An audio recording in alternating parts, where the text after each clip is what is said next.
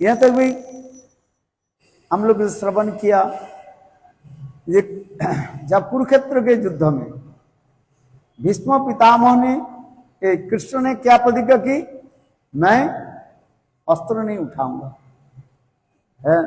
और भीष्म पितामह ने क्या कहा, यदि मैं शांतनु पुत्र हूं, मैं कृष्ण के हाथ में अस्त्र उठा करके दिखाऊंगा।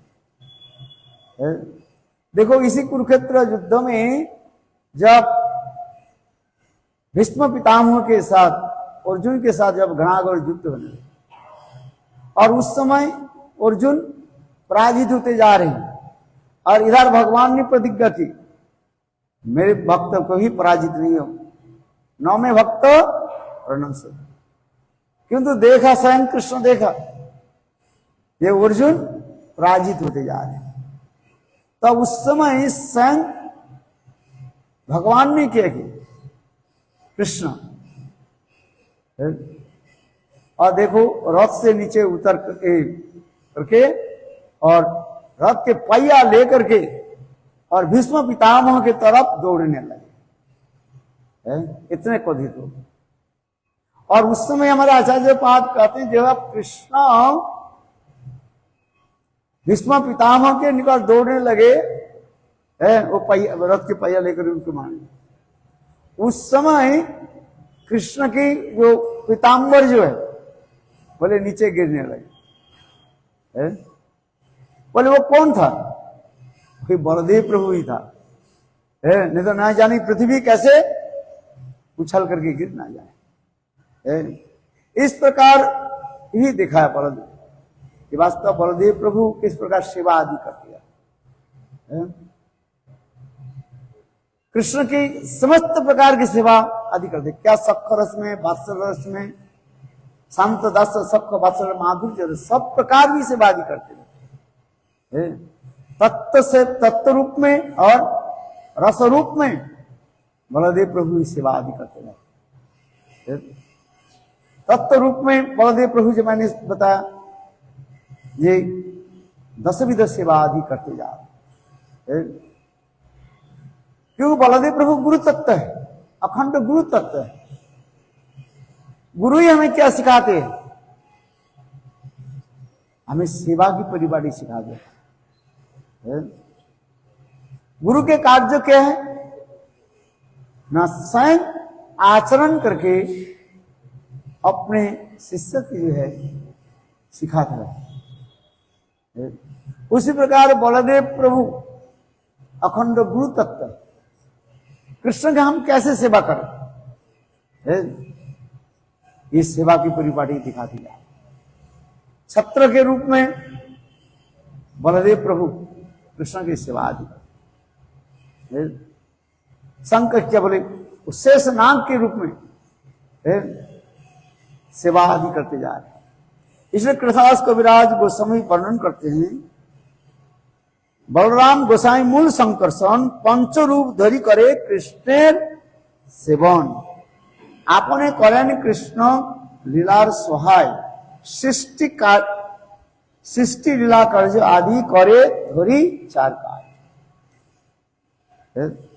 देखो बलदेव प्रभु का मूल संकर्षण, इसे मूल संकर्षण निश्चित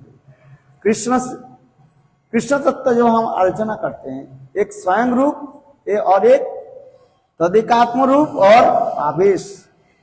स्वयं रूपे ब्रजे ब्रजेंद्र नंदन और स्वयं रूप के फिर स्वयं रूप और स्वयं प्रकाश। स्वयं रूपे ब्रजे ब्रजेंद्र नंदन, स्वयं कृष्ण स्वयं रूप में ब्रज में ब्रजेंद्र नंदन के रूप में प्रकट होते हैं। और स्वयं प्रकाश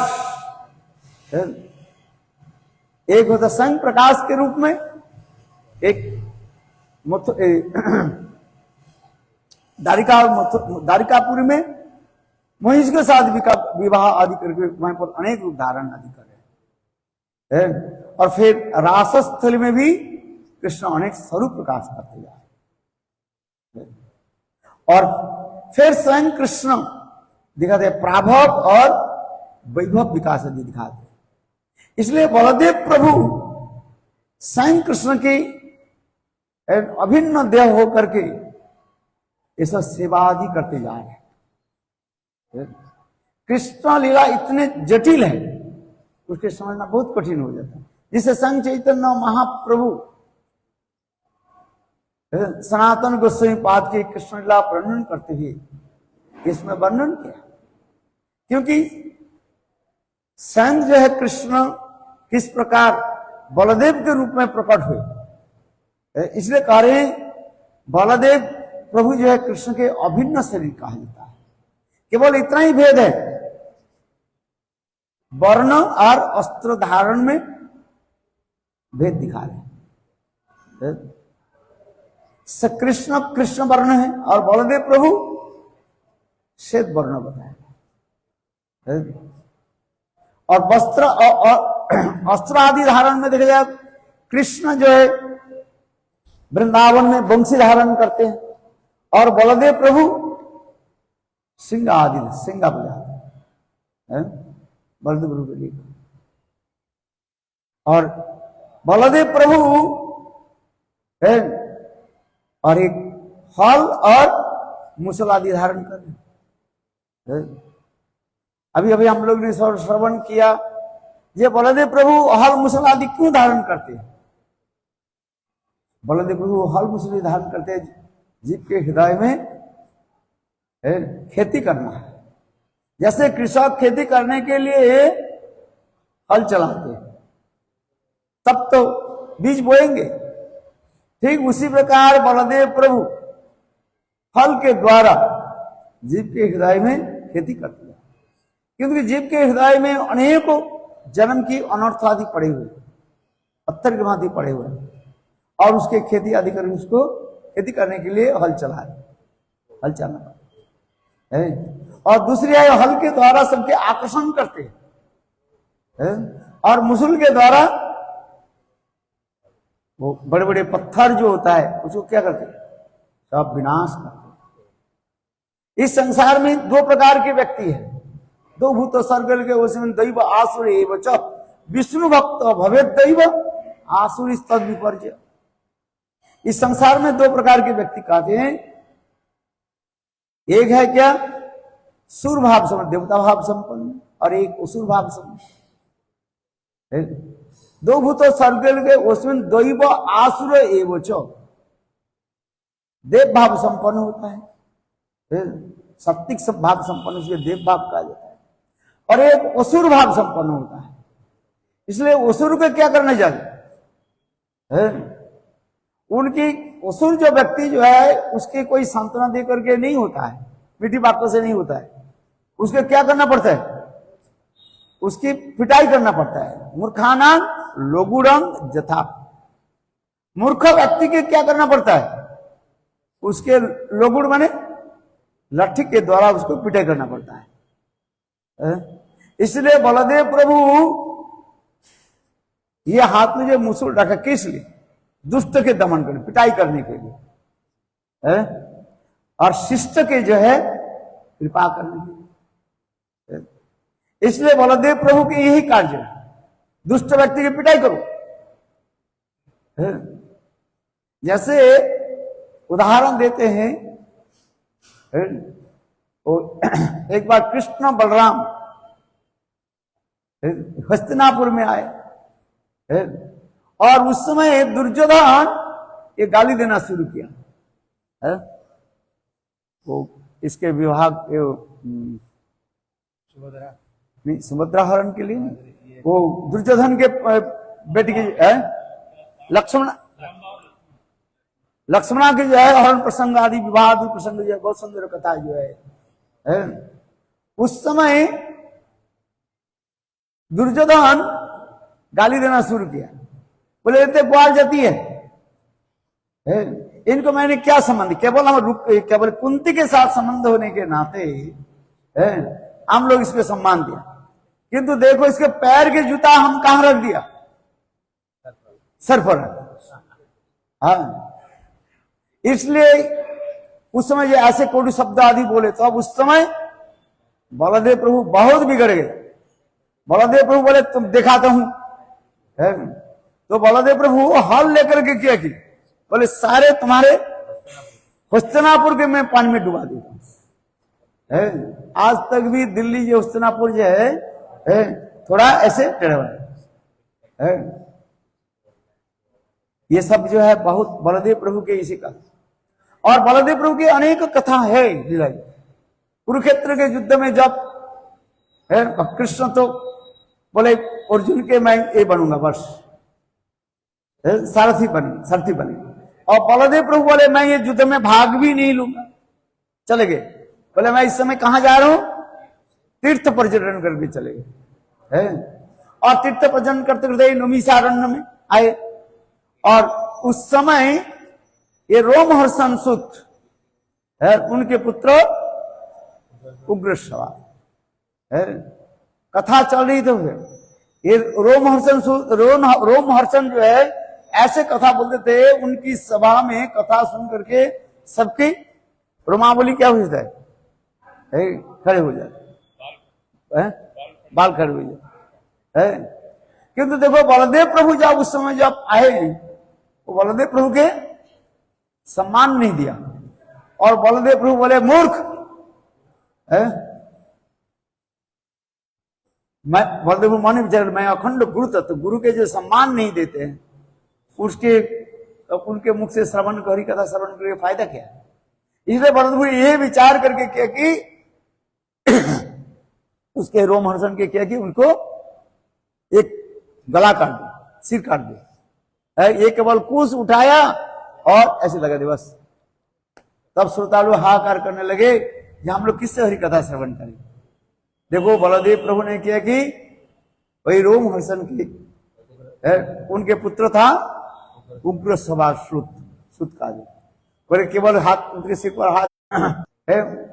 भीम के जो है कुछ इंगित के बोलने लगे, देखो उसके मारना थाई में मारो, अंगे में मारो है। और उस समय भीम ने किया कि दुर्योधन के थाई में उरु में वो गदा चला। और उस समय ये बलदेव प्रभु बिगड़ गए।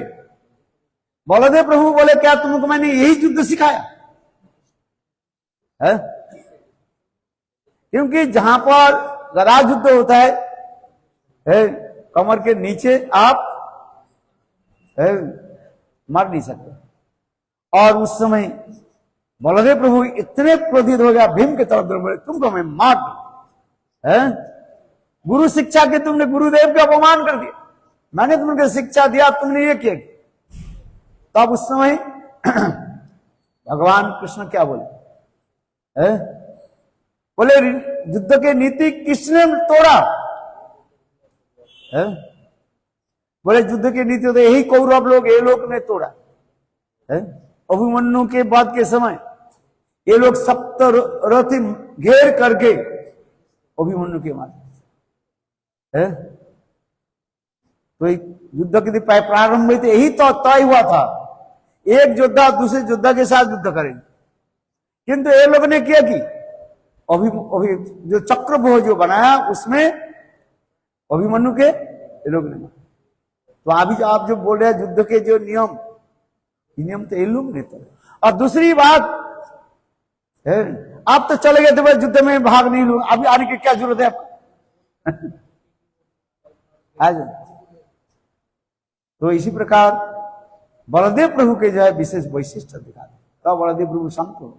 और दूसरे देखो बलदेव प्रभु के एक वैशिष्ट है, कृष्ण इच्छा को जानते हैं तथापि एक लीला जगत में प्रकट कराते हैं। विशेष करके सुभद्रा की विवाह प्रसंग में ये कथा बहुत सुंदर आ जाता है। ये बलदेव प्रभु भ्रमण करते करते हस्तिनापुर में पहुंचे उस समय शकुनी बोले देखो तुम्हारे गुरुदेव की जो है अच्छी तरह से सेवा करो, और जब बोलेंगे मैं प्रसन्न हो गया उससे एक वर मांग ले। दुर्योधन ने क्या कि बलदेव प्रभु की सेवा आदि किया, सेवा आदि करने के बोले कुछ हमें कुछ वर दो, क्या वर चाहिए? बोले आपकी बेटी आपके बहन के साथ हमारी शादी हो गई। ये सब किसने सिखाया? ये शकुनी ने सिखाया है, क्योंकि ये चाहते हैं कुरुक्षेत्र युद्ध के पहले किसी प्रकार से है, इनको यदि हमारे पक्ष में ले लिया जाए है, तब हम आराम से युद्ध जो है विजय प्राप्त कर लेंगे। इसलिए शकुनी ने कहा दुर्योधन एक काम करो है, और देखो बलदेव प्रभु की बहुत अच्छे से सेवा करो है, बलदेव प्रभु की सेवा किया, बलदेव प्रभु प्रसन्न हुए। और उस समय दुर्योधन बोले है, आपकी जो बहन जो है सुभद्रा के साथ विवाह, तो कृष्ण बलदेव प्रभु बोले ये देखो मैं घर के तो मैं सबसे मुखिया हूं है, और केवल माता पिता से आज्ञा लेना है, आदेश लेना है। आप मानो 99% जो अनुमति हो गया तुम्हारे साथ सुभद्रा के साथ विवाह, केवल जाना है। देखो इधर बलदेव प्रभु जब पहुंचे तब कृष्ण सर्वंतर्यामी, कृष्ण तो भगवान है, सर्वंतर्यामी है। देखा कृष्ण सीधी कहां पर पहुंचे, देवकी और वसुदेव के पास वहीं पर पहुंचे और जाकर के उनके साथ वार्तालाप आदि करने लगे। ये मैंने दुर्योधन के वचन दे दिया ये सुभद्रा के साथ उसके विवाह, और कृष्ण उस समय आगे बोले क्या वार्तालाप हो, बोले ये कुछ नहीं, जिस सुभद्रा के विवाह प्रसंग में चल है, बोले अच्छी बात है। कृष्णा ने क्या कि देखो अर्जुन के उसी समय ऐसे मंत्रणा दी है, बोले देखो आप यहीं पर रहो। अर्जुन ने क्या कि वेश बना करके, साधु वेश बना करके है, और वही द्वारिकापुरी में रहने। सुभद्रा है, एक दिन अपने सखियों के साथ उस बगीचा में भ्रमण कर रही, और इतने समय अर्जुन को देखा, किंतु सुभद्रा के पता नहीं था यही अर्जुन है। और उन्होंने क्या की न अर्जुन के पूछने लगे आप तो संत महात्मा साधु महात्मा हो, बहुत जगह में आप भ्रमण करके, कभी अर्जुन के आपने देखा? देखो वो साधु अर्जुन भी साधु कहने लगे, अर्जुन को तो मैंने देखा, अर्जुन में विशेषता क्या है, उसको मैंने देखा ही नहीं कुछ विशेष। और देखो इतने सुनते ही सुभद्रा ने क्या की, अपने एक धराधु जो अस्त्र जो है चाकू निकाला, बोले तुम्हारी जिहा को कहे मैं काट देता हूं। देखो सुभद्रा अर्जुन के प्रति कितने स्नेह प्रीति रखते। तो अब उस समय उन्होंने क्या किया, तब इस समय भगवान कृष्ण आए, कृष्ण करके क्या हो गया सुभद्रा बहन, तुम एक अस्त्र लेकर के अर्जुन के मारने के, बोले ये अस्त्र लेकर के साधु के मारने के लिए क्या है, बोले ये साधु, बोले अर्जुन के तो देखा, बोले उसके कोई विशेषता नहीं। इतने सुनते ही कृष्ण कहने लगे अरे सुभद्रा तुम जिनको तुम स्मरण करते हो चंद्र यही अर्जुन है। इतने सुनते ही सुभद्रा लज्जित। इसके पश्चात संग भगवान अर्जुन के और सुभद्रा के बोले एक काम करो, ये बलदेव प्रभु तो सारे तय करके आए हैं, ये सुभद्रा के साथ दुर्योधन के साथ विवाह आदि व्यवस्था करना।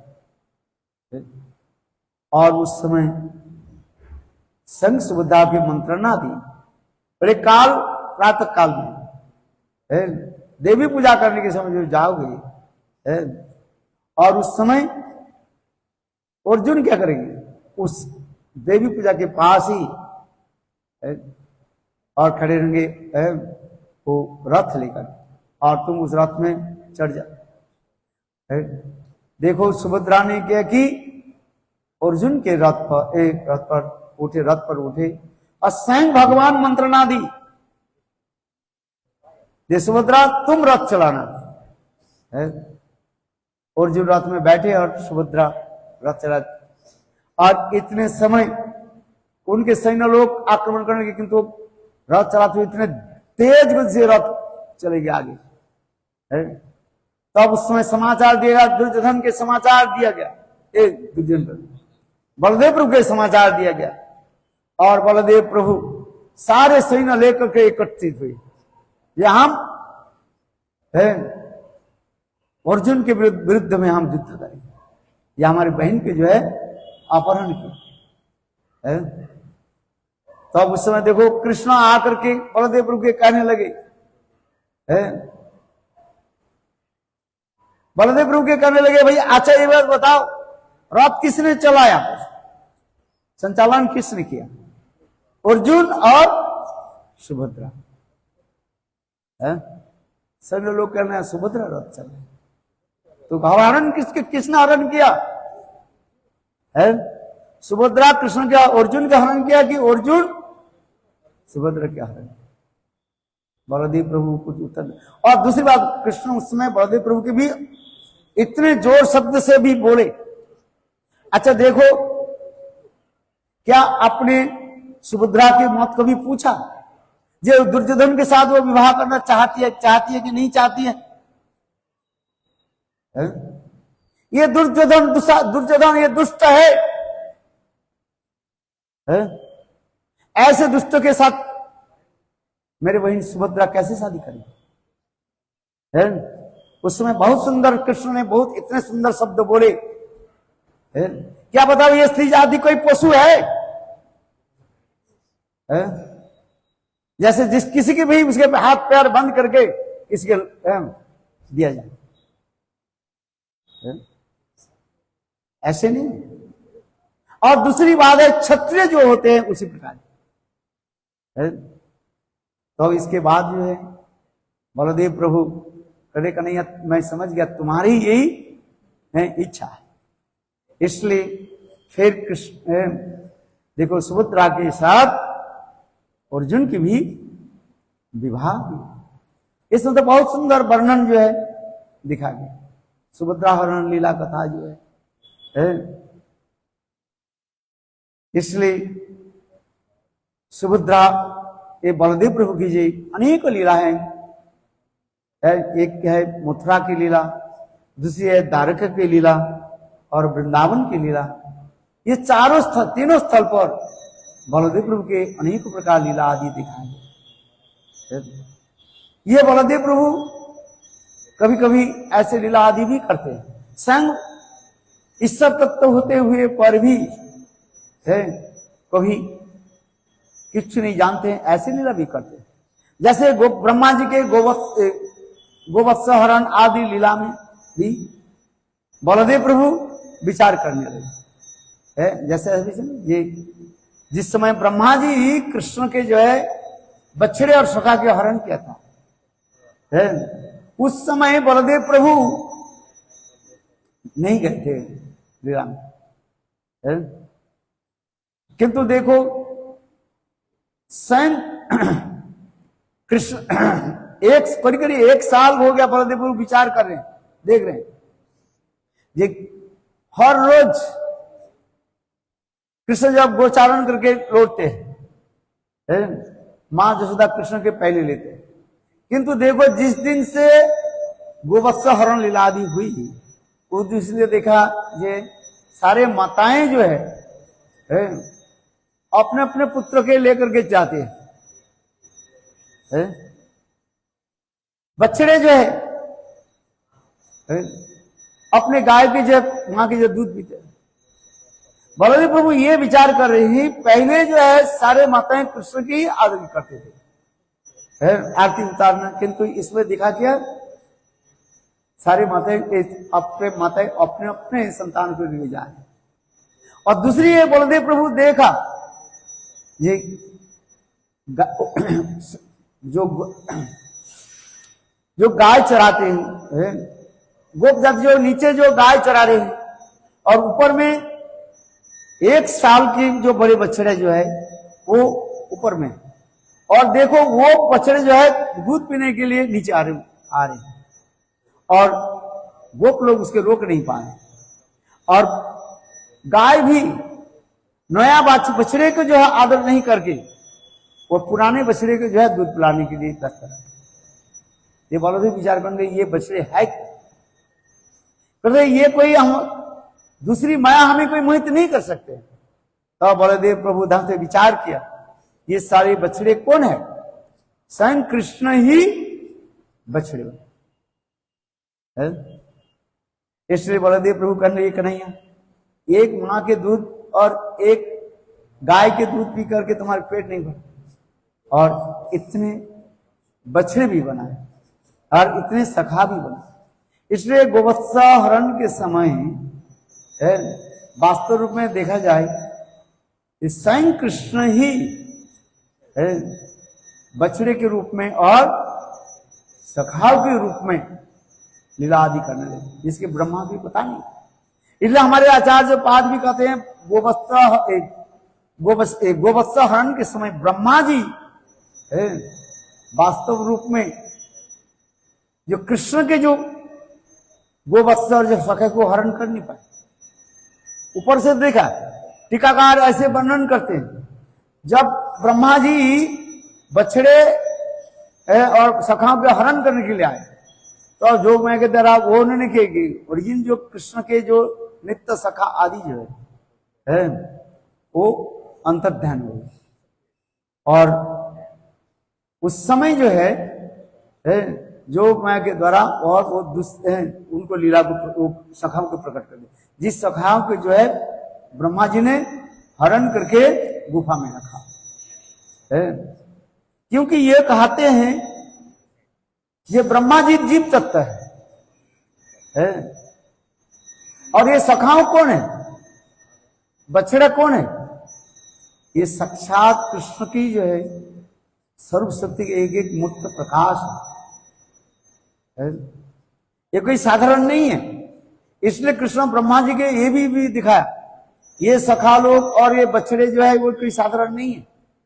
उनके भी ये दिखाया, देखो ये सब तुम्हारे, ये सब क्या मेरी साक्षात प्रकाश विग्रही है। बहुत सुंदर सुंदर ये तत्व दिशा तत्व सिद्धांत भी हमारे दिया। जिस प्रकार कहा जाता है रावण सीता को कैसे हरण करता है, छाया के सीता को हरण करके ले गए, ठीक उसी प्रकार ब्रह्मा जी वास्तव रूप में कृष्ण के सखाओं के और बछड़े को हरण नहीं किया। वो तो केवल उसी प्रकार मायाकल्पित एक उस पुस्तक लेकर के रखा गया। और इसलिए कृष्ण भी ये भी दिखाया, ब्रह्मा जी के प्रतीत कराया, देखो ये सखारी बछड़ा कौन है। जब ब्रह्मा जी पुनः लौट करके आए और देखा क्या, संग कृष्ण गोवत्स चारण आदि कर रहे हैं सखाओं के साथ, और देखते देखते क्या देखा, ये वही सखा लोग और बछड़े लोग सब चतुर्भुज रूप में दर्शन करके ब्रह्मा जी तो आश्चर्य। तो ब्रह्मा जी विचार करने लगे ये स्वयं कृष्ण भगवान, इसे स्तुति आदि करे, ब्रह्म स्तुति आदि दिखाते। ये समस्त विचार भी दिखाया गया। ब्रह्म विभुवन लीला में अनेक शिक्षाएं हैं और अनेक भी तत्व सिद्धांत भी है इसमें दिखाया। इसलिए केवल बलदेव प्रभु ही इस तत्व को जानते, क्योंकि जहां पर भगवत तत्व होता है, भगवान में दो वस्तु रहता है, एक है सर्वज्ञता और एक मुक्तता। सर्वज्ञता भी बलदेव प्रभु भी सब कुछ जानते हैं, किंतु जानते हुए पर भी लीला आदि ऐसी कर रहे हैं। जैसे हम लोग श्रवण कर क्या, लक्ष्मण क्या तत्व है? लक्ष्मण तो अभिन्न बलदेव प्रभु है। क्या लक्ष्मण नहीं जानते ये छाया सीता है? जानते हुए पर भी लोक शिक्षा आदि के लिए, आगे के लीला आस्वादन कराने के लिए ये समस्त लीला आदि करते रहते, नहीं तब तो सिद्धांत गड़बड़ हो जाएगी। इसलिए बलदेव प्रभु नहीं जानते व लक्ष्मण नहीं जानते हैं। कोई कहते बलदेव प्रभु नहीं जानते कि लक्ष्मण नहीं जानते, ये तब ये ठीक नहीं, किंतु लीला की वैशिष्ट दिखा रहे हैं। लीला वैशिष्ट जहां पर ये समस्त बहुत लीला आदि जो है तत्व सिद्धांत आदि बलदेव प्रभु के रासलीला बारी पे हम लोग श्रवण किया। जैसे कोई कहते हैं बलदेव कृष्ण रासलीला तो भागवत में है, बलदेव रासलीला कबू नहीं सुनी, किंतु हमारे आचार्य पाद ने दिखा बलदेव प्रभु के रासलीला भी दिखाया गया। इसलिए हम जब क्या बोले बड में जाते, क्या बोले जहां पर वो बट क्या नाम बलदेव प्रभु की जो लीला स्थली है, रामघाट जाते हैं, जय जय रामघाट में जाते हैं, वह पर बलदेव प्रभु के लीला रासलीला में हम श्रवण करते हैं। कोई कहते हैं बलदेव प्रभु कैसे रास करेंगे, बलदेव प्रभु गोपियों के साथ रास कैसे करेंगे? बोले बलदेव प्रभु क्यों नहीं रास नहीं करेंगे? अरे यदि कहो जे ये गोपियां कृष्ण पक्ष गोपियां के साथ बलदेव प्रभु रास क्यों कैसे करेंगे, उसके खंडन करते हुए हमारे जीव गोस्वामी वर्णन करते हैं। बोले देखो इस जितने भी दोष है इस मर्तलोक में दोष है, स्वर्गलोक में भी दोष नहीं है, जितने भी दोष किसे हैं इस मर्तलोक में दोष है। पाप पुण्य के सारे विचार कहां पर होता है? इस मर्तलोक पृथ्वी लोक में होता है। ऊपर लोक में ये सब दोष नहीं लगता है, चित जगत है। यदि राधा राधा राधा पक्षी गोपिया आदि यदि बलदेव प्रभु या नित्य गीत आदि राज आदि करे उसमें दोष कैसे लगे? दोष नहीं लगते। तथापि मर्यादा भंगन मर्यादा को जो है नष्ट नहीं करते हैं, ये भी दिखाते हैं। इसलिए इसमें कहते ठीक है बलदेव प्रभु फिर जीव गोस्वामी पाद कहते हैं जो बलदेव प्रभु जो रास किया वो अपने पक्ष गोपियों के साथ वो रास किया, किंतु ये बात भी सत्य नहीं। सबके रास शब्द अर्थ क्या है? रसते आसादती रस, जहां पर आनंद गीत नित्य आदि उसके रस कहा जाता है। एक व्यक्ति दुख कष्ट में भोग रहे है, उसकी हृदय में आनंद प्रदान करने देने से वो दुख उसके क्या हो जाता है? कम हो जाता है, नष्ट हो जाता है। यदि बलदेव प्रभु ऐसे गोपियों के साथ ही रास विहार आदि की नित्य गीत आदि, उसमें दोष क्या लगता है? अरे स्वर्ग में दोष नहीं लगते हैं? तो स्वर्ग में यदि दोष नहीं लगते हैं तो स्वर्ग के ऊपर वैकुंठ धाम, वैकुंठ के ऊपर गोलोक वृंदावन, उसमें दोष कैसे लगे? केवल लोग शिक्षा आदि देने के लिए खाते हैं। ये बलदेव प्रभु ऐसी गोपी के रास भी आराधना किया जिसमें वर्णन है श्रीमद् भागवत में आई थिंक स्कूल से 61 अध्ययन है, उसमें बलदेव प्रभु की जो है 2 श्लोकों के द्वारा रास वर्णन किया गया। मधुमास चैत्र और वैशाख मास में बलदेव प्रभु आकर के यहाँ पर रास आदि किया था, क्योंकि सबकी सांत्वना देने के लिए। यहां तक भी जमुना के आकर्षण भी किया, जमुना आकर्षण की भी बात वहीं पर भी कर रहे हैं। रास करते करते गोपियां कहने लगे मुझे प्यास लग गई।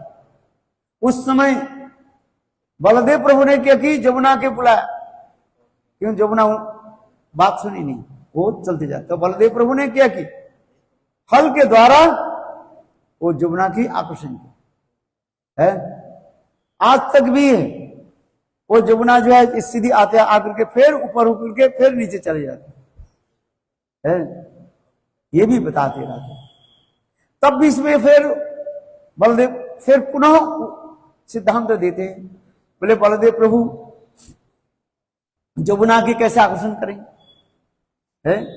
ये तो राधा के कृष्ण की जो नित्य प्रिया है जमुना की, विशाखा देवी की, उसमें कहते हैं यदि ऐसे भी कहें वो जमुना के 3 स्वरूप, एक जमुना नदी के स्वरूप है, दूसरी है कालिंदी पाटरानी और तीसरी है साक्षात जमुना जानी विशाखा देवी।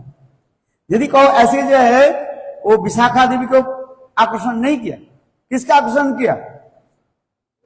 जो शरीर जो नदी रूपी जो है उनका आकर्षण करके फिर गोपियों के उन्होंने पानी पिलाया, ये सब वर्णन। इसलिए बलदेव प्रभु के तत्व ये हमें समझना चाहिए अच्छी तरह से। केवल जड़ विचार के द्वारा हम समझ नहीं पाएंगे, क्योंकि भगवत तत्व कैसे कैसे बुद्धि के ऊपर होता है। रस विचार जो होते हैं बुद्धि के ऊपर होता है। केवल प्राकृतिक बुद्धि लेकर के हम चलते रहते हैं, जड़ विचार लेकर के, किंतु अप्राकृतिक चित्त जगत है और चित्त जगत में ये प्राकृतिक विचार नहीं चलते। भगवान स्वतंत्र स्वेच्छामयी पुरुष है वो,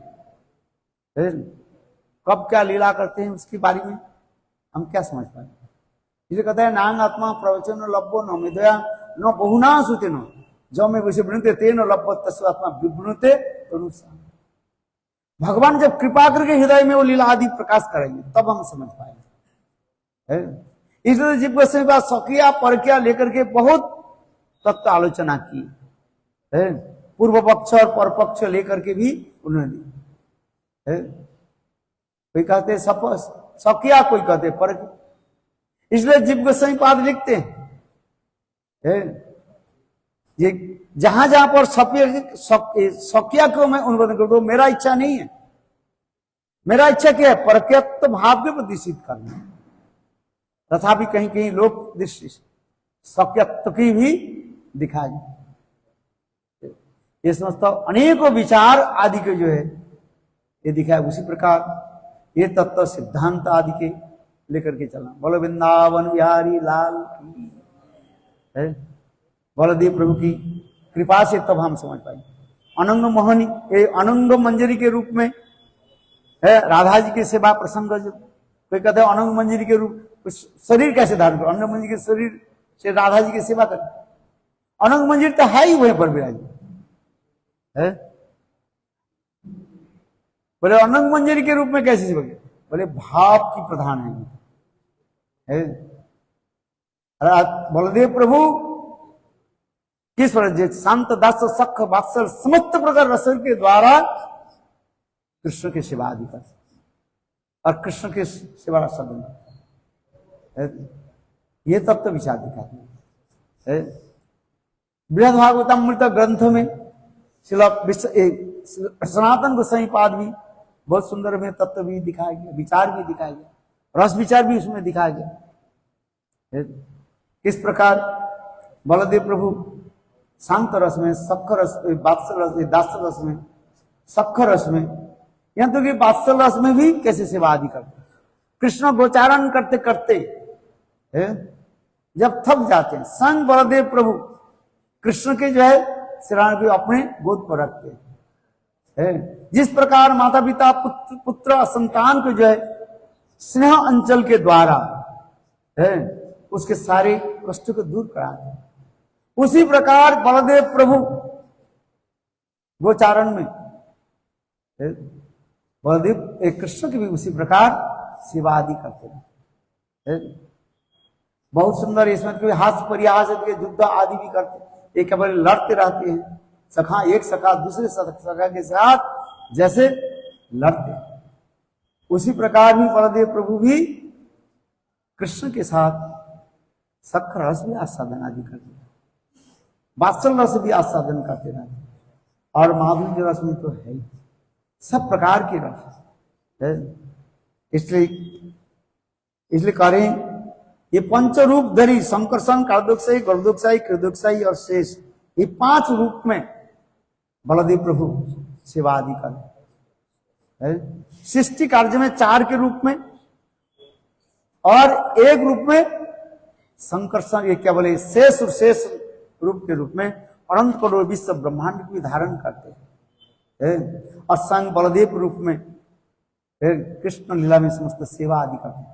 क्या द्वारका लीला, वृंदावन लीला में अथवा मथुरा लीला में और द्वारका लीला में, 3 लीला में ही बलदेव प्रभु जो है सेवा आदि करते हैं। इसलिए बलदेव प्रभु की विशेष महिमा शास्त्र में बताया गया। पंचाकृत कृपा सिंधु पतितानां पावने भो वैष्णवे भो नमः।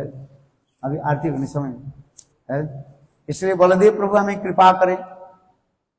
बलदेव प्रभु की कृपा से ही सब हम अनुभव कर पाएंगे। और ये बलदेव प्रभु की कृपा प्राप्ति करने के लिए बलदेव प्रभु के चरण स्वीकार करने पड़े, बलदेव प्रभु के अनुगत्य स्वीकार करने पड़े। ये कहते हैं निताई ये करुणा हवे ब्रजे राधा कृष्ण पावे, धर निताई चरण दुखान। ही बलदेव प्रभु नित्यानंद महाप्रभु की लीला। इसलिए कहते हैं नित्यानंद के चरण हम जब तक आश्रय नहीं करेंगे, नित्यानंद की कृपा जब तक नहीं हो, तब तक वास्तव रूप में हम राधा गोविंद की लीला में प्रवेश कर नहीं पाएंगे। इसलिए कहा जाता है गौर लीला को स्मरण करके तब हम राधा गोविंद के लीला में प्रवेश करें। गौर लीला के जब तक हम आश्रय नहीं करें, तब तक वास्तव रूप में राधा गोविंद की लीला में हम प्रवेश करने। इसलिए गौर प्रेमो रसारणवी से तरंगे जीवा डूबी से राधा माधव अंतरम। पहले भजन करना था हमें, किससे भजन करना? शुरू कहां से होगी? गौर भजन से, नित्यानंद की भजन से। भजन माने सेवा। गौर नित्यानंद की बस सेवा और भजन करते करते है, तब साधक सिद्धि दशा में जब पहुंच जाते हैं, तो अब उनकी आत्मा दो भाग हो जाते हैं। और एक भाग में जाकर के शतद्वीप लीला ने यानी गौर लीला में प्रवेश करते हैं, और एक भाग फिर वृंदावन में राधा गोविंद की सेवा में प्रवेश करते हैं। इसलिए गौर लीला की स्मरण करते हुए हम राधा कृष्ण की लीला में प्रवेश करना है। यदि विशेष करके कलियुग, इस कलियुग में गौर लीला का आश्रय करना पड़ेगा। जथा जथा गौर पदार बिंदे बिंदे अकस्मात राधा पदाम्बुजो सुधाम्बुरास। कुछ करना नहीं है, गौर सुंदर के चरण में समर्पित हो जाए बस। करना ही कुछ नहीं है, भजन भजन कुछ करना नहीं है। क्या करना है? गौर सुंदर के चरण में समर्पित हो जाए बस। इसलिए कहता है जथा जथा गौर पदार बिंदे, गौर सुंदर के चरण में कोई समर्पित हो जाए तो राधा जी की वो प्रेम हमें प्राप्त हो जाए। राधा जी के सुखी बनना चाहते बोले केवल गौर सुंदर के चरण में आ जाओ बस। और गौर सुंदर के छोड़ करके राधा गोविंद के जितने भी भजन करें वो कदापि प्रवेश नहीं कर सकते, क्योंकि इस कलियुग, विशेष करके कलियुग में गौर सुंदर के भजन करना पड़ेगा। आराधितो नववनम वृंदावनस्ते नाराधितो नववनम वृंदावन वधुरी। आराधितो द्विजसुत भजनागरस्ते नाराधितो द्विजसुत न तवे कृष्ण। आराधितो नववनम, नवद्वीप धाम और नवद्वीप चंद्र गौर सुंदर के आश्रय की बात है। यदि गौर धाम गौर सुंदर के चरण में आश्रय ले लेते हैं तो अति सहज सरल रूप में हम नवद्वीप क्या बोले वृंदावन में हम प्रवेश करते हैं, और वृंदावन चंद्र की प्रेम माधुर्य के हम आस्वादन करते हैं। इसलिए हम लोग एक ही कर्तव्य क्या है? गौर सुंदर की आराधना। गौर नित्यानंद के आश्रय करने सब हुए, क्यों? बद्ध जीव है, अपराध बहुत पड़े हुए। इसलिए पहले वृंदावन वास नहीं होगा जब तक नवद्वीप वास नहीं होता है। इसलिए हमें नवद्वीप वास की बात बताए, नवद्वीप चंद्र की आश्रय लेना पड़ेगा। बहुत सुंदर है, यही तो बताते जा रहे हैं। इसमें तो गौरी वैष्णव की अत्यंत सूक्ष्म विचार भी दिखाते हैं। जितने भी हम राधे राधे बोले वो कम नहीं होगा जब तक हम गौर गौर नहीं बोलेंगे। गौर नित्यानंद हम जब लेकर के जब हम रुदन नहीं करेंगे, रोएंगे नहीं है, तब तक राधा राधा नाम वास्तव में हमारी जिया में उदित नहीं हो। ऊपर से तो जितने भी बोल दिए है, किंतु इसलिए कहा क्या कहते है, गौर सुंदर के चरना मन रे कहो ना गौर कथा है। एक कलियुग है, इस कलियुग में प्रेम ब्रज प्रेम कौन देने वाले हैं? गौर सुंदर है। गौर सुंदर के चरण में आना ही पड़ेगा हमें है। इसलिए हमारे सारे गोसाई वर्ग की पहले कहां भजन किया और किसके भजन किया? गौर सुंदर है। रूप सनातन किससे मिले? पहले महापुरुष से मिले है। देखो जितने भी हमारी गौर गोसाई वर्ग जो है, ये सर्वोत्तम प्रेम प्राप्ति के लिए पहले गौर सुंदर के आगे भक्ति विनोद ठाकुर से लेकर सभी देखो, सब की भजन पद्धति क्या देखा है? गौर सुंदर के भजन, गौर धाम की आने है। हम जितने भी बोलते बोले ठीक है, वृंदावन में वास हो रहा है, बहुत अच्छी बात है, किंतु वृंदावन की वास तो वो बोल रहे ना हम वृंदावन वासी है, कहने से थोड़ी हो जाए है। हम वृंदावन वासी है। कहां के वृंदावन वासी? वृंदावन वास के कौन है? इसलिए हमारे कहते हैं भक्ति सिद्धांत सरस्वती ब्रजवासी कौन है? रूप सनातन ब्रजवासी है। सच बोले तो मारी रट्टा। रूप सनातन के भाव के अनुगत करके जो ब्रज में वास करते हैं उसकी ब्रजवासी कहा जाता है। ब्रज में तो सभी रह रहे, कौन ब्रज में, इसलिए ब्रजवासी कह रहे हैं, किंतु वास्तव ब्रजवासी कौन है? रूप सनातन की भाव लेकर के जो भजन कर रहा रहे है।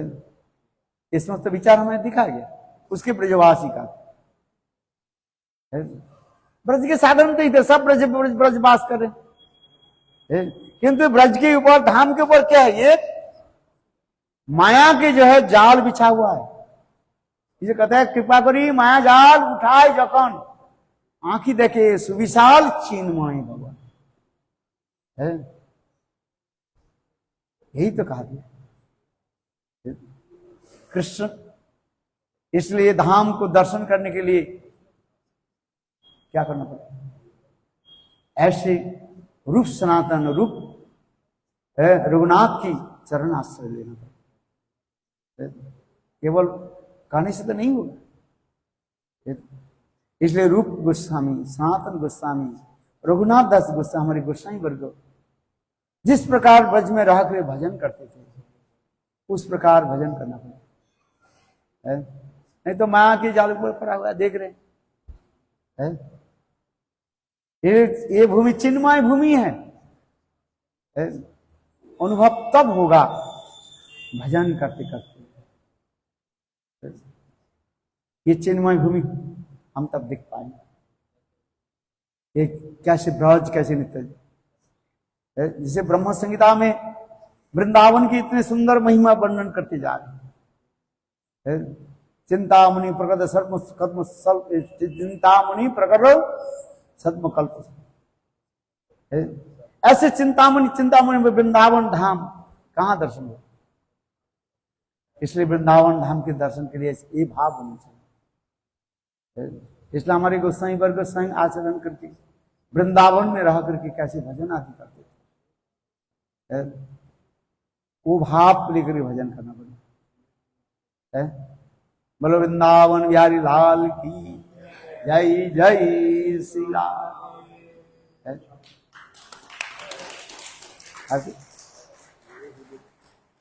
आरती को तो और भी बोलते रहेंगे।